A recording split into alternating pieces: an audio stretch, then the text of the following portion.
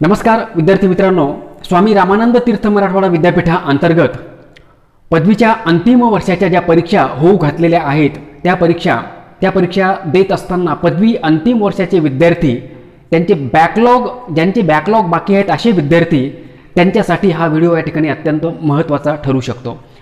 BA SYला BA second इयरला ज्या विद्यार्थ्यांचे विषय बाकी आहेत त्यातला आंतरराष्ट्रीय संबंध राज्यशास्त्र विषयामध्ये आंतरराष्ट्रीय संबंध हा जो पेपर ज्यांचा बॅकलॉग साठी बाकी आहे अशा विद्यार्थ्यांसाठी हा व्हिडिओ उपयुक्त आहे।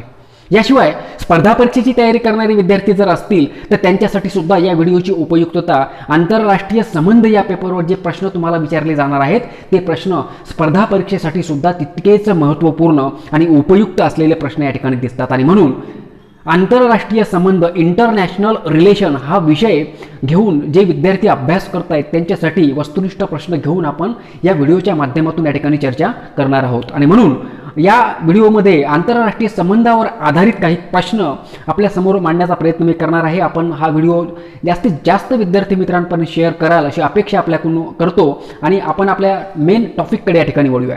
विद्यार्थी मित्रांनो, आंतरराष्ट्रीय संबंध हा जो टॉपिक आहे, आंतरराष्ट्रीय संबंध इंटरनॅशनल रिलेशनचा अभ्यास करत असताना काही गोष्टी काही संदर्भ जर आपण विशिष्ट पद्धतीने लक्षात ठेवले आणि त्यांचा जर आपण अभ्यास केला तर खरोखर या विषयाला आपण चांगल्या पद्धतीने न्याय देऊ शकतो।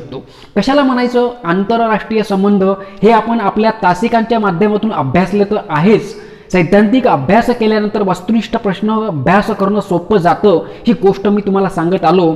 त्याला अनुसरूनच काही प्रश्न वस्तुनिष्ठ प्रश्न MCQचे प्रश्न आपल्याला या ठिकाणी समजून घ्यायचे आहेत। त्यातला पहिला प्रश्न तुम्हाला असा विचारला जाऊ शकतो तो म्हणजे आंतरराष्ट्रीय हा जो शब्द आहे इंटरनॅशनल आंतरराष्ट्रीय हा शब्द प्रयोग सर्वप्रथम जेरमी बेंथम यांनी 1789ला केलेला आपल्याला दिसतो। आंतरराष्ट्रीय या शब्दाचा सर्वप्रथम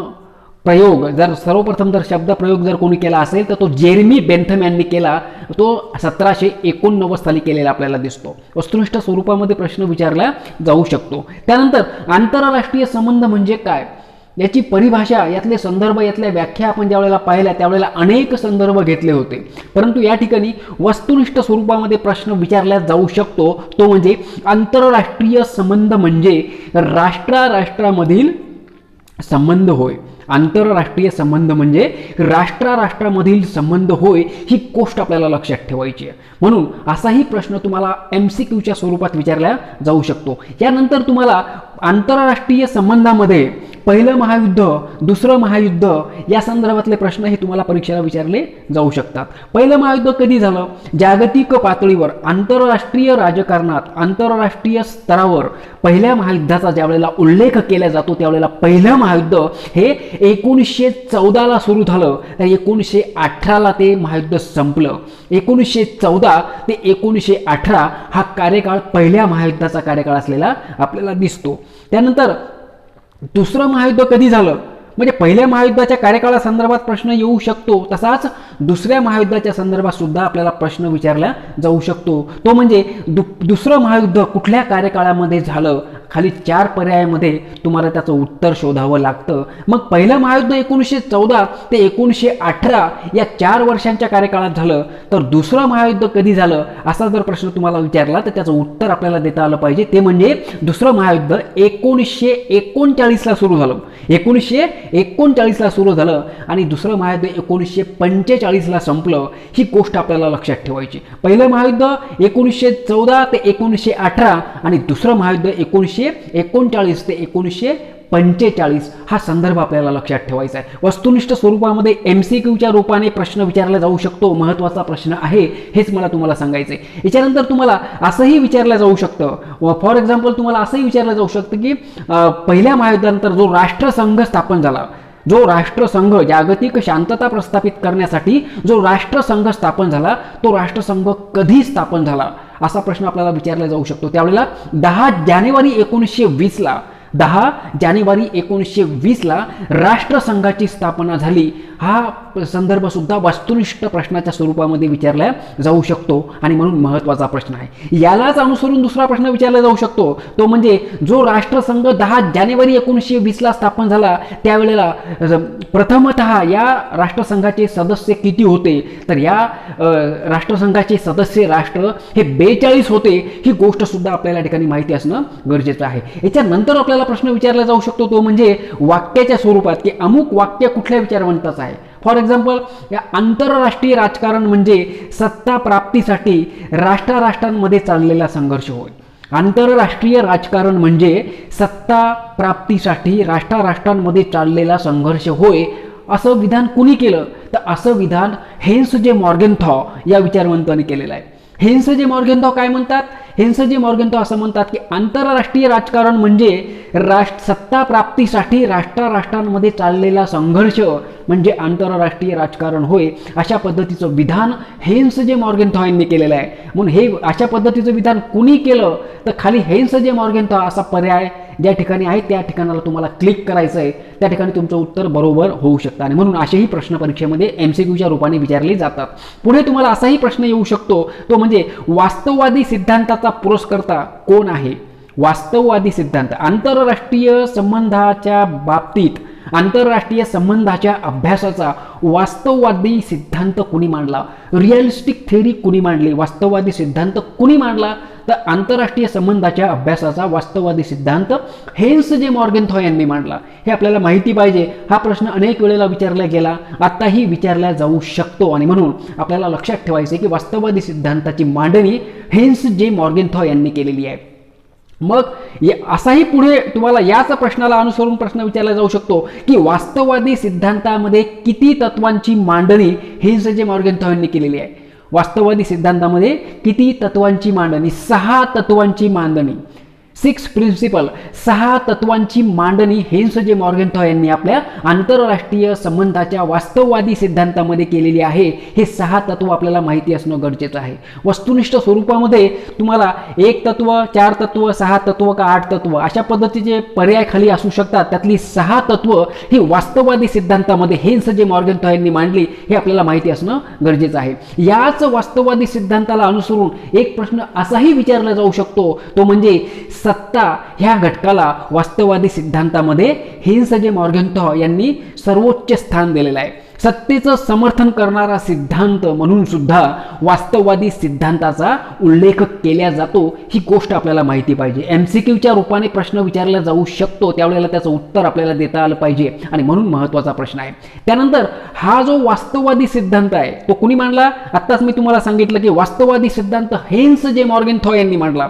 मग या वास्तववादी सिद्धांताची मांडणी हेन्स जे मॉर्गेनथॉ यांनी कोणत्या ग्रंथात केली हे आपल्याला माहिती असणं गरजेचं आहे. हा वस्तुनिष्ठ प्रश्न अनेक वेळेला विचारला गेलेला आहे.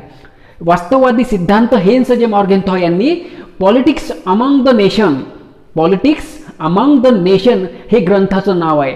या पॉलिटिक्स अमंग द नेशन या ग्रंथामध्ये हेन्स जे मॉर्गेनथॉ यांनी आपला हा सिद्धांत मांडलेला आहे. कुठला सिद्धांत, वास्तववादी सिद्धांत मांडलेला आहे आणि म्हणून या ग्रंथाचा संदर्भ सुद्धा MCQच्या रूपाने विचारला जातो आणि म्हणून महत्त्वाचा प्रश्न ठरू शकतो. यानंतर पुढचा प्रश्न आपल्याला असाही विचारला जाऊ शकतो, तो म्हणजे शीतयुद्धाची सुरुवात कधी झाली. शीतयुद्ध, आपल्याला शीतयुद्ध आपण शब्द ऐकला असेल बऱ्याच वेळेला. जे ऐन वेळेला परीक्षेची तयारी करतायत त्यांना हा संदर्भ फार विस्ताराने सांगावा लागेल, परंतु ती वेळ नाही आहे. मग शीतयुद्ध कधी सुरू झालं, शीतयुद्ध कधी संपलं आणि शीतयुद्ध म्हणजे काय याची थोडक्यात उत्तर आपण पाहू आणि आपले सध्याचे वस्तुनिष्ठ प्रश्न आपण या ठिकाणी तयार करू. शीतयुद्ध केव्हा सुरू झालं, दुसऱ्या महायुद्धानंतर 1945 नंतर शीतयुद्ध सुरू झालं. जागतिक पातळीवर 1945 नंतर शीतयुद्ध सुरू झालं आणि शीतयुद्ध कधी संपलं, तर शीतयुद्ध 1990ला संपलं. शीतयुद्ध केव्हा सुरू झालं, 1945ला सुरू झालं. शीतयुद्ध केव्हा संपलं, 1990ला संपलं. हे दोन्ही संदर्भ आपल्याला वस्तुनिष्ठ स्वरूपात विचारले जाऊ शकतात. मग शीतयुद्ध कुणामध्ये झालं, तर शीतयुद्ध हे अमेरिका आणि रशिया, भांडवलशाही अमेरिका आणि साम्यवादी रशिया या दोन देशांमध्ये जागतिक पातळीवर जे वैचारिक संघर्षाचं वातावरण होतं त्याला शीतयुद्ध म्हणून ओळखलं जातं. आणि अमेरिका आणि रशिया या दोन देशांमध्ये जो वैचारिक संघर्ष होता त्या माध्यमातून हे शीतयुद्ध झालेलं आपल्याला दिसतं. त्यानंतर शीतयुद्ध म्हणजे काय हा संदर्भ आपण समजावून घेतल्यानंतर किंवा हा संदर्भ पाहत असताना आपल्याला असं दिसतं की शीतयुद्ध म्हणजे दुसरं तिसरं काही नाही तर वैचारिक युद्ध. अमेरिका हा भांडवलशाही देश होता आणि रशिया हा साम्यवादी देश आहे. म्हणजे अमेरिका भांडवलशाही देश आणि रशिया हा साम्यवादी देश. हा वैचारिक संघर्ष, विचारांचं श्रेष्ठत्व किंवा विचार श्रेष्ठत्वाची जी लढाई जागतिक पातळीवर या दोन देशांमध्ये चालू होती त्याला शीतयुद्ध या नावाने ओळखलं जातं. आणि म्हणून हा संदर्भ आपल्याला लक्षात ठेवणं गरजेचं आहे. वैचारिक संघर्षाला शीतयुद्ध म्हटलं जातं ही गोष्ट सुद्धा आपल्याला लक्षात ठेवणं गरजेचं आहे. प्रत्यक्ष रणांगणावर चाललेलं युद्ध हे नव्हतं. शीतयुद्ध म्हणजे वैचारिक संघर्ष, विचारांमधला संघर्ष. अशा पद्धतीनं 1945 ते 1990 पर्यंत चाललेलं शीतयुद्ध या ठिकाणी सोव्हिएट रशियाच्या विघटनानंतर संपुष्टात आलेलं आपल्याला दिसतं. म्हणजे 1990 नंतर शीतयुद्ध संपुष्टात आलं ही गोष्ट आपल्याला लक्षात घ्यायची. त्यानंतर पुढे तुम्हाला असाही प्रश्न विचारला जाऊ शकतो तो म्हणजे आदर्शवादी सिद्धांत हा अव्यावहारिक आणि कल्पनादर्शक आहे. आदर्शवादी सिद्धांत हा अव्यावहारिक आणि कल्पनादर्शक आहे. म्हणजे याच्या प्रश्नामध्येच याचं उत्तर दडलेलं आपल्याला दिसतं की आदर्शवादी सिद्धांत त्याच्या नावातच आदर्शवाद आहे पण तो सिद्धांत कसा असणार, तो अव्यावहारिक असणार आणि कल्पनादर्शक असणार. म्हणून त्याच्या प्रश्नातच त्याचं उत्तर दडलेलं असल्यामुळे असाही MCQ प्रश्न विचारला जाऊ शकतो आणि म्हणून महत्त्वाचा प्रश्न आहे. पुढे तुम्हाला असाही प्रश्न विचारला जाऊ शकतो की आंतरराष्ट्रीय राजकारण ही एक कला आहे. आंतरराष्ट्रीय राजकारण ही एक कला आहे असे क्विन्सी राईट या विचारवंतांनी म्हणले आहे. क्विन्सी राईट यांचं वाक्य आहे. कुठलं वाक्य की आंतरराष्ट्रीय राजकारण एक कला आहे असं क्विन्सी राईट म्हणतात. हे आपल्याला माहिती असणं गरजेचं आहे. अशाही पद्धतीचा प्रश्न तुम्हाला विचारला जाऊ शकतो आणि म्हणून महत्त्वाचा प्रश्न आहे. यानंतर पुढचा प्रश्न तुम्हाला असा येऊ शकतो तो म्हणजे आंतरराष्ट्रीय संबंधाच्या अभ्यासाचा सर्वात जुना दृष्टिकोन रिकामी जागा हा आहे. आंतरराष्ट्रीय संबंधाच्या अभ्यासाचा सर्वात जुना दृष्टिकोन आदर्शवादी सिद्धांत किंवा आदर्शवादी दृष्टिकोन हा आहे हे आपल्याला माहिती असणं गरजेचं आहे. यानंतरचा प्रश्न आपल्याला असाही येऊ शकतो तो म्हणजे राष्ट्रहित ही परराष्ट्र धोरणाची मूळ प्रेरणा आहे. राष्ट्रीय हित ज्याला राष्ट्रहित नॅशनल इंटरेस्ट नावाने आपण ओळखतो. नॅशनल इंटरेस्ट किंवा राष्ट्रहित ही परराष्ट्र धोरणाची मूळ प्रेरणा आहे असे हेन्स जे मॉर्गेनथॉ म्हणतात. म्हणून हेन्स जे मॉर्गेनथॉ यांचं हे वाक्य आहे हे आपल्याला माहिती असणं गरजेचं आहे. यानंतर फॅसिझमचा प्रवर्तक कोण आहे. फॅसिझम ही एक विचारधारा आहे. फॅसिझम ही एक विचारधारा आहे. मग फॅसिझमचा प्रवर्तक हा मुसोलिनी आहे. कोण आहे, मुसोलिनी आहे. त्यानंतर नाझिझमचा प्रवर्तक कोण आहे. जसा फॅसिझमचा प्रवर्तक मुसोलिनी तसा नाझिझमचा प्रवर्तक हा हिटलर असलेला आपल्याला दिसतो आणि म्हणून हे दोन्ही संदर्भ आपल्याला वस्तुनिष्ठ स्वरूपात विचारले जाऊ शकतात. त्यानंतर तिसरे जग म्हणून रिकामी जागा राष्ट्रांना ओळखले जाते. जगामध्ये दोन दोन भागामध्ये जगाची विभागणी शीतयुद्धाच्या काळामध्ये झालेली होती. एक अमेरिकेला मानणारा गट, अमेरिका धार्जिना गट, दुसरा रशिया धार्जिना गट आणि तिसरा एक गट होता. त्या तिसऱ्या गटाला तिसरं जग म्हणून संबोधल्या जात होतं. तो भाग किंवा तो गट म्हणजे अलिप्ततावादी राष्ट्रांचा गट होय. कुठला, अलिप्ततावादी राष्ट्रांच्या गटाला तिसरं जग म्हणून ओळखल्या जातं. हाही प्रश्न MCQच्या स्वरूपात विचारला जाऊ शकतो. त्यानंतरचा प्रश्न असा येऊ शकतो की अमेरिकेने दुसऱ्या महायुद्धानंतर जपान या राष्ट्रावर अणुबॉम्ब हल्ला टाकला. अमेरिकेने दुसऱ्या महायुद्धाच्या नंतर जपानवर बॉम्ब हल्ला केला होता, बॉम्ब वर्षाव केला होता. ही गोष्ट आपल्याला माहिती आहे. कशी की 1945ला दुसरं महायुद्ध अमेरिकेने जपानच्या हिरोशिमा आणि नागासाकी या दोन शहरांवर अनुक्रमे 6 ऑगस्ट 1945 आणि 9 ऑगस्ट 1945ला जो बॉम्ब हल्ला केला त्या बॉम्ब हल्ल्यानंतर दुसऱ्या महायुद्धाला पूर्णविराम मिळाला आणि म्हणून अमेरिकेने दुसऱ्या महायुद्धानंतर जपानच्या हिरोशिमा व नागासाकी या दोन राष्ट्रांवर बॉम्ब वर्षाव केला. ही गोष्ट वस्तुनिष्ठ प्रश्नाच्या स्वरूपात विचारल्या जाऊ शकते म्हणून महत्त्वाचा प्रश्न आहे.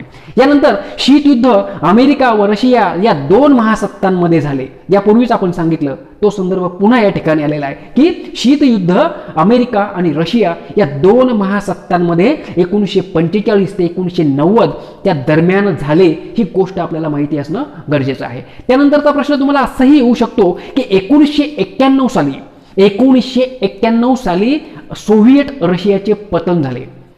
1991ला सोव्हिएट रशियाच्या पतन झाले. हे रशियाचं पतन होणं हेच शीत युद्धाच्या अंताला कारणीभूत ठरलं आणि म्हणून सोव्हिएट रशियाच्या पतनामुळेच, रशियाच्या विभाजनामुळेच या ठिकाणी शीतयुद्ध समाप्त झालेलं आपल्याला दिसतं आणि ही घटना 1991ची आहे, हे आपल्याला माहिती असणं गरजेचं आहे. त्यानंतर निर्णय निर्धारण दृष्टिकोन. आंतरराष्ट्रीय संबंधाच्या अभ्यासाचे अनेक दृष्टिकोन आहेत, त्यातला एक दृष्टिकोन आहे, एक सिद्धांत आहे, तो म्हणजे निर्णय निर्धारण दृष्टिकोन. हा सर्वात प्रथम रिचर्ड स्नायडर यांनी मांडला. कोणी मांडला? निर्णय निर्धारण दृष्टिकोन हा सर्वात प्रथम रिचर्ड स्नायडर या विचारवंतांनी मांडलेला आपल्याला दिसतो. त्यानंतर असाही प्रश्न तुम्हाला परीक्षेमध्ये विचारला जाऊ शकतो की आंतरराष्ट्रीय राजकारणावर प्रभाव निर्माण करण्याचे महत्त्वाचे साधन म्हणजे सत्ता होय. आंतरराष्ट्रीय राजकारणावर प्रभाव निर्माण करण्याचे महत्त्वाचे साधन म्हणजे सत्ता होय, ही गोष्ट आपल्याला माहिती असणं गरजेचं आहे. MCQच्या रूपात हाही प्रश्न महत्त्वाचा मानला जातो. त्यानंतर देशाचे परराष्ट्र धोरण लक्षपूर्वक ऐका. जोपर्यंत तुम्ही लक्ष देऊन ऐकणार नाही तोपर्यंत वस्तुनिष्ठ प्रश्न हे आपल्याला समजणार नाहीत आणि म्हणून विद्यार्थी मित्रांनो, हे सगळे संदर्भ पाहत असताना, वाचन याचं ऐकन करत असताना किंवा हे संदर्भ बारकाईने अभ्यासत असताना आपल्याला महत्त्वपूर्ण काय करायचं आहे तर याच्या अगोदर आपल्याला जी सैद्धांतिक उजळणी करणं आवश्यक आहे. सैद्धांतिक वाचन जर आपलं असलं तर वस्तुनिष्ठ प्रश्न आपण खूप चांगले करू शकतो. हीच गोष्ट मी तुम्हाला सांगत आलोय आणि म्हणून याचं वाचन केल्यानंतर जितक्या लक्षपूर्वक आपण ऐकतो तितके ते वस्तुनिष्ठ प्रश्न खूप चांगले आपले तयार होतात. तर काय पाहतोय आपण की देशाचं परराष्ट्र धोरण, त्याला विदेशी नीती म्हणतो आपण, फॉरेन पॉलिसी म्हणतो. देशाचं परराष्ट्र धोरण त्या देशाचा भूगोल ठरवते. असं कोण म्हणतो? देशाचं परराष्ट्र धोरण. कुठल्याही देशाचं परराष्ट्र धोरण त्या देशाचा भूगोल ठरवतो. असं कोण म्हणतं? असं नेपोलियन म्हणतो. हा MCQचा प्रश्न तुम्हाला विचारला जाऊ शकतो आणि म्हणून महत्त्वाचा प्रश्न आहे. त्यानंतर औद्योगिक क्रांती कुठे झाली? औद्योगिक क्रांती ही इंग्लंडमध्ये झाली. इंग्लंडमध्ये औद्योगिक क्रांती झाली. औद्योगिक क्रांती कुठे झाली? औद्योगिक क्रांती इंग्लंडमध्ये झाली. ही गोष्ट आपल्याला माहिती असणं गरजेचं आहे. त्यानंतरचा प्रश्न असाही येऊ शकतो की प्रत्येक देशाच्या परराष्ट्र धोरणाचा उद्देश रिकामी जागा असतो. प्रत्येक देशाच्या परराष्ट्र धोरणाचा उद्देश काय असतो? प्रत्येक देशाच्या परराष्ट्र धोरणाचा उद्देश राष्ट्रीय हित असतो. नॅशनल इंटरेस्ट आपण त्याला म्हणतो. ते राष्ट्रहित किंवा राष्ट्रीय हित हे प्रत्येक देशाच्या परराष्ट्र धोरणाचा एक मुख्य हेतू असतो. ही गोष्ट आपल्याला लक्षात ठेवायची. त्यानंतरचा प्रश्न तुम्हाला असाही विचारला जाऊ शकतो, तो म्हणजे महत्त्वाच्या खनिज द्रव्यांपैकी जागतिक स्तरावर महत्त्वाच्या खनिज द्रव्यांपैकी एकूण 50 खनिज द्रव्ये एकट्या अमेरिकेकडे आहेत. लक्ष घ्या, हा अत्यंत महत्त्वाचा प्रश्न आहे. सॉरी, सांगण्यामध्ये थोडीशी चूक झाली माझी की एकूण महत्त्वाच्या खनिज द्रव्यांपैकी अत्यंत महत्त्वपूर्ण अशा खनिज द्रव्यांपैकी जवळपास 15 खनिज द्रव्ये ही एकट्या अमेरिकेकडे असलेली आपल्याला दिसतात आणि म्हणून हाही प्रश्न तुम्हाला परीक्षेमध्ये विचारला जाऊ शकतो. भारताचा जगात कोळशाच्या बाबतीत 3रा क्रमांक लागतो. खनिज द्रव्य म्हणजे राष्ट्रीय सत्ता हे जे प्रकरण आपल्याला प्रकरण क्रमांक 3 मध्ये अभ्यासाला आहे त्याचा संदर्भ आपण ज्यावेळेला बघतो त्यावेळेला आपल्याला ही गोष्ट लक्षात ठेवणं गरजेचं आहे की या माध्यमातून सुद्धा आपण आपले प्रश्न या ठिकाणी चांगले तयार करू शकतो. कोळसा ही एक खनिज संपत्ती आहे. नैसर्गिक साधन संपत्ती हा घटक सुद्धा राष्ट्रीय सत्तेचा घटक मानला जातो आणि म्हणून नैसर्गिक साधन संपत्तीचा विचार करत असताना कोळसा हा सुद्धा एक खनिज संपत्तीचा प्रकार असल्यामुळे खनिज संपत्तीच्या बाबतीत जगामध्ये भारताचा 3रा क्रमांक लागतो. ही गोष्ट आपल्याला माहिती असणं गरजेचं आहे. त्यानंतर पुढचा प्रश्न तुम्हाला असाही विचारला जाऊ शकतो की सत्ता ही सापेक्ष आणि परिस्थितीजन्य असते. सत्ता ही सापेक्ष आणि परिस्थितीजन्य असते. सत्ता सर्व काळात प्रत्येक देशाची सत्ता ही सारख्या स्वरूपात नसते. कमी अधिक प्रमाण हे सातत्याने होत असतं आणि म्हणून सत्ता ही प्रत्येक काळामध्ये सापेक्ष किंवा परिस्थितीजन्य स्वरूपात असते. ही गोष्ट आपल्याला वस्तुनिष्ठ स्वरूपात विचारल्या जाऊ शकते. त्यानंतर सत्ता समतोल म्हणजे आंतरराष्ट्रीय संबंध स्थिर ठेवणे होय. आंतरराष्ट्रीय संबंध स्थिर ठेवणे म्हणजेच सत्ता समतोल होय. सत्ता समतोलाचा संदर्भ अशा पद्धतीने सुद्धा स्पष्ट करता येऊ शकतो. एमसीक्यूच्या रूपाने हा प्रश्न विचारला जाऊ शकतो. कुठला प्रश्न? की सत्ता समतोल म्हणजे आंतरराष्ट्रीय संबंध स्थिर ठेवणे होय आणि बॅलन्स ऑफ पॉवर, त्याला आपण मराठीमध्ये सत्ता समतोल म्हणून ओळखतो. तर बॅलन्स ऑफ पॉवर हा ग्रंथ डेव्हिड ह्यूम या विचारवंताने लिहिला. कोणी लिहिला? सत्ता समतोल हा ग्रंथ डेव्हिड ह्यूम या विचारवंताने लिहिला. अशा पद्धतीनं जी काही प्रश्न एक सरासरी जर विचार जर आपण केला तर 30-35 प्रश्न मी तुमच्या पुढे ठेवलीत. या सगळ्या प्रश्नांचा जर आपण बारकाईने विचार केला, याचं वाचन केलं, याचं पुन्हा पुन्हा जर हे व्हिडिओ तुम्ही पेपरला जाण्याच्या अगोदर जरी कानामध्ये हेडफोन टाकून जर तुम्ही ऐकले तर मला वाटतं ऐन वेळेला तयारी करण्याचं याच्यापेक्षा प्रभावी एक माध्यम असू शकत नाही. आणि म्हणून वारंवार या गोष्टी पुन्हा पुन्हा ऐका, सैद्धांतिक वाचन करा, चांगल्या प्रकारे समजावून घ्या आणि तुमचे जे मित्र आहेत त्या मित्रांना जास्तीत जास्त या व्हिडिओची लिंक शेअर करा. म्हणजे परीक्षेच्या ऐन काळामध्ये आपल्याला परीक्षेची तयारी या माध्यमातून चांगल्या प्रकारे करता येऊ शकते. पुढील व्हिडिओमध्ये पुन्हा वस्तुनिष्ठ प्रश्न घेऊन आपण भेटणार आहोत. तोपर्यंत धन्यवाद, नमस्कार.